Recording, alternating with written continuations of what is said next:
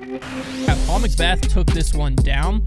So again, opening over at Brewster, we had Ezra Robinson. Shout out, Mr. Milkman, FoundationDisc.com. Pick up a vulture. 13 under. Yeah, absolute scorcher. This was a all-time day one fraud leaderboard. All time. Yeah. Because well, Paul was sneaking back there. There were players that were in, but like you look at that entire lead card and it was like, where'd those guys go? I did when I looked at day one. When I looked at day one, I did think like, okay, Ezra could win this because I like the placement style golf out here. I did think Aaron Gossage, Matt Bell, I didn't really expect them to hang around. Ben Callaway, I never really know what to think about Ben Callaway because it seems when the guy's on, he has plenty of distance he could be on, but he's very streaky. So round 2, we get Cole Redolin jumps into first. Paul McBeth shoots a hot 10 under. And Paul Kranz, so they go second, third there, 20, 19, 18, going over to Fox Run. As we're heading to Fox Run, I really liked Cole Redolin, but I was starting to think, okay, with how far back Ganon Burr was, because at this point Ganon was 6 strokes back of Cole, I really liked Paul's chances. Oh, yeah. Then after round 3, you see Ganon tries to make a lead, or tries to make a push, but Paul McBeth caught fire, 12 under. So he ends up taking the lead. So it's Paul at 31, Cole Redolin at 29, Paul Kranz at 26, Ganon Burr at 24. Those are really the only players in contention because once you get to the chase card, they're 8 strokes back of Paul. Yeah. It's pretty tough to do that. People were flaming Ganon because he was like, I think they were interviewing him and he was watching coverage and he saw Calvin miss his putt on 18, which pushed Ganon the lead card and like kind of like laughed about it or was like celebrating it. I didn't see that. People did not like it at all, which is like, I mean, first of all, I wouldn't have changed. Was it round 2 or 3? 3, I think. No, his putt on 18 was inconsequential. Somebody tagged me in this. This is the thing. Because Ganon was at 24 at 10 under. If Calvin makes that, he gets to 24 at 6 under. He's still on lead card. I don't know what to tell you. Hold on. Let me see if I can find it. Maybe he didn't know that it was inconsequential, but that putt didn't mean anything. Maybe not. Ganon watching live coverage is getting interviewed by a disc golfer. Starts celebrating when Brian asks questions because he sees Calvin miss a putt, which puts him on the lead card. Yeah, that putt didn't mean anything. Okay, so false take then. False take alert. Because if Calvin makes that putt... But then why... Wait, but Ganon clearly reacted. Ganon must not have known that it was inconsequential. Yeah, I mean, he clearly celebrated, so he thought...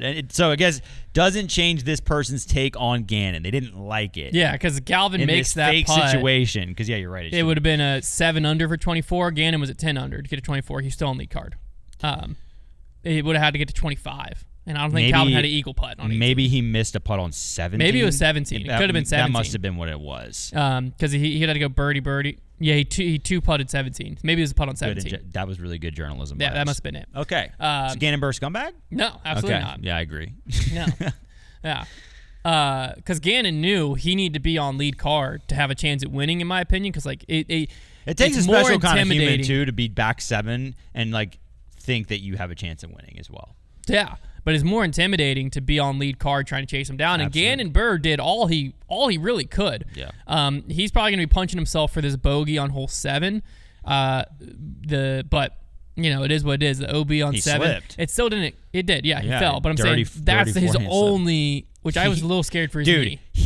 The way he quickly caught himself and like rolled to his back. in replay I could see that like there was a little bit of a slope, so I think he was just making sure he didn't fall. But like the way he did it, when the camera cut away, I was like, they need to cut back. Like, is he okay? Well, I thought he just. I was worried his knee because like I think he had ACL surgery at some point. He did, and this was like I think this was like right.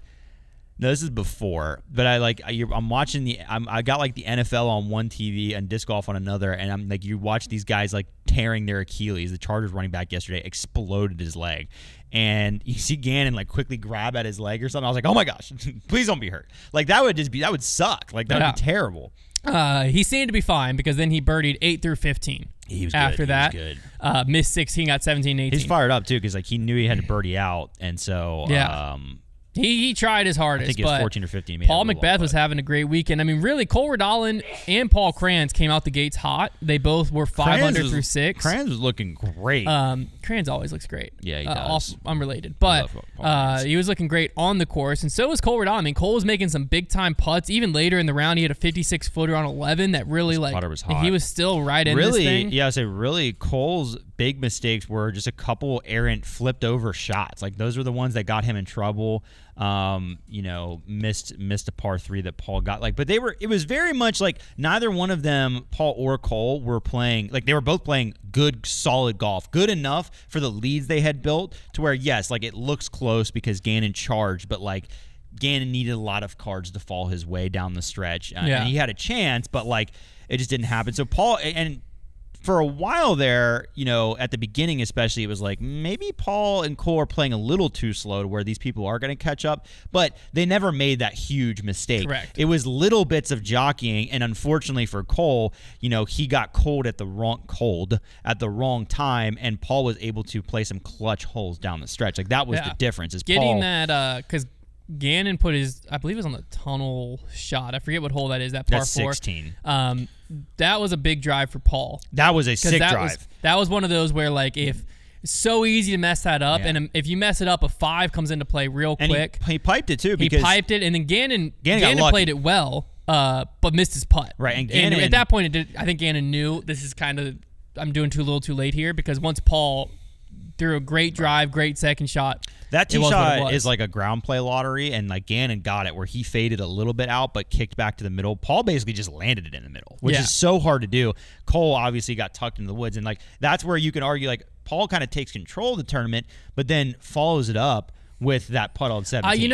I was a little surprised. Like, I wasn't fully surprised he ran it. Oh, no. Yeah. But I didn't think he had to run it. Like, he wouldn't have surprised, because it was a risky putt. It was more... It was Chris... This is the Chris Dickerson situation where, remember, years ago, Chris Dickerson laid it up, and we came after him. Because I think he ended up losing the tournament. He did. We're on the right side of history. And we came after him like, runs you can't and he wins. But Paul there, it was one of those, like, if I make this, I win. It was less about Cole, but more about maybe letting Ganon back in. That you're just like, I don't want to have to birdie 18. Like, but he wouldn't have had to. Huh?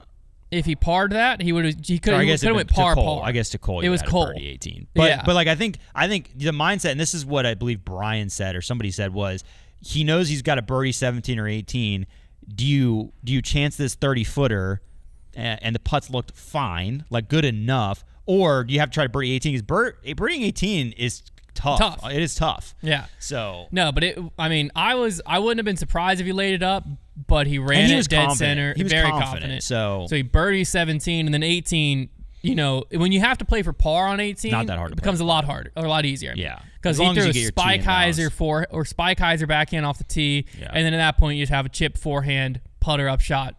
Also, Paul might be the best in the world at like layup jump putts. That guy can throw them so far and so well. Like he had a couple different ones throughout the round, but man, that is such an underrated. Yeah, all those guys that just, it's really like a pro disc golfer thing. He just jump putts so far. Their wrists are insane. Yeah, it's crazy. It's wild stuff. So Paul McBeth now has 2 wins on the season. This is very like I feel like 4 or 5 years ago, Paul, where like he had started to dial down. I mean, this was Paul for a little bit there, where he had dialed down his season-long dominance, but we knew when the East Coast swing came around, he was going to start picking them up, and this is totally that. I mean, he's had a great stretch. He's had a great season. He went 4th. This is the European Disc Golf Festival so that takes us back to like June. 4th, 8th, 7th, 1st, 6th, 1st. He's been as good as anybody. Really, Ganon Burr is the only one's better. Yeah. Because Ganon's went 2nd, 1st, 1st, 2nd, 1st, 2nd. I mean, the guys, Ganon's an animal, dude. Ganon's ridiculous. Going into this event, last year he had won 6 times. Yeah. This year he had won 6 times. So going into this event, he was on the exact same pace. Yeah. So I don't think he'll quite get 9 this year, but the guy's ridiculous. Yeah, he's insane. Because now he's still 6 times, and he hasn't finished outside the top 2 since European Disc Golf Festival. Yeah, that's pretty ridiculous. 2nd, 1st, 1st, 2nd, 1st, 2nd. Like, how do you do that? It's a wild way to be living life. That is just crazy. So if you remove Ganon Burr, though, I don't think anyone's had a better stretch than Paul. No, not even close. He's been awesome, and he looks like his game just looks good. I think that like even if you look at this final round, the putting, especially from circle 2, could be more dangerous. Like I think right now he was 50% final round, but he only had 4 options. His forehand has been really good, and I think that's kind of been what has made him, that's taken him up a notch lately, is he's no longer making those really dumb forehand mistakes. He had a little bit of an errant drive on, I believe it was 15, still made par, but his forehand has been good. His backhand's been phenomenal. I think if he were a little, I mean, his putting has been so much better. I was going to say, I think his putting won him this tournament. No, his putting has been so much better, but even in the final round, like, he still missed some putts. And it's not the putts that he's supposed to make. Like, he's still making all of those ones. There's just a couple times where I think to myself, maybe vintage Paul sinks that, but 17 ultimately. I mean, the guy went 92% C1X and 63% C2 on the weekend. Yeah, no, like I'm saying, I'm only talking about the final round. I thought he missed a couple putts he could have made. He was 12 for 19 C2 on the weekend. That's crazy. That is a very high percentage. Yeah, no, 63% when you threw almost 20 putts from circle 2. Because, like, I've seen some high percentage where it's like, okay, well, they had 5 putts and they made. Well, here's the other problem with that stat is, where were they? Yeah, I don't know. Because, like, what was his average circle 2 putt distance? 35 feet. Is it possible to tell that? No. I don't think there's average putt. There's the long each round. So the long in round 4 was 39, round 3 was 63, 47 round 2, 73 round 1. Yeah. Round 1, though, he had a 73-footer, a 39-footer, a 35-footer, a 44-footer that he made. Round 2, he had a 40-footer, a 37-footer. 47, 33, 40, 37 were round 2. He was 80% round 2. That's wild. Round 3, 35, 63, 33. So he had a few of those 33 footers that are a little cheating. Well, and then 39, 34. I mean, that's what Ganon Burr does. Like, that's what you have to do. Well, Ganon Burr was the next best thing because he was 91% C1X, 57% C2. Right, and that's what I'm saying is, like, I think Paul right now is throwing the disc again as good as he ever has. And so when he is putting well, because the big difference is, you know, whether they all go in or not, and a lot of them did go in this week, they just, like, you go back to last season, there wasn't confidence. Yeah. When he's throwing his putts now, all of them look like they have a chance to go in, and they're not wobbly, and he's starting them on good lines. He's not. They scare the basket a lot. He's not missing comeback putts either. So, like, that's the big difference I see is, like, once again, when he steps up to those putts, think to myself, ooh, he's going to make this. Whereas, like, it's been a little bit since I thought that. Very impressive weekend for Paul, though, and we're going into. He's fully back.